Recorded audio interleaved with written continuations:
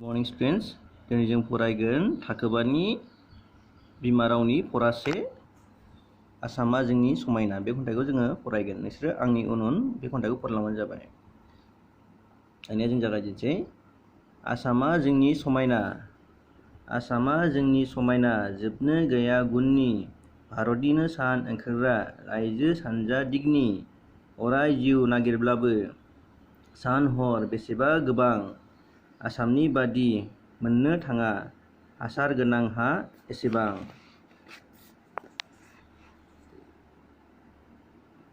अराय गोजोनथाव सोमखोर आबहावाया नोंनि, भारतनिनो सान ओंखारग्रा रायजो सानजा दिगनि, बैसागुआव जोंनिनो बिमा मुस्रा जाना गिदिङो, मागोआव माइनाव बरायनो सनानि आखाइ फिदिङो।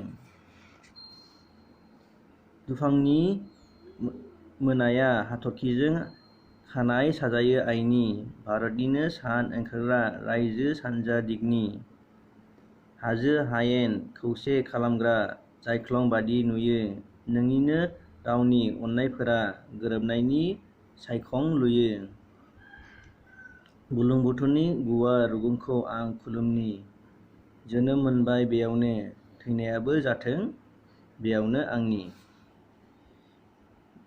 बे खन्थाइनि देंखोगिरिया जाहैबाय डक्टर भुपेन हाजरिका आरो राव दानस्लायगिरिया जाहैबाय बिरुपाक्षगिरि बसुमतारी। दानिया नोंसोरो बे भिडिअखौ नायै नायै बे खन्थाइखौ फरायनो नाजाबानो जाबाय।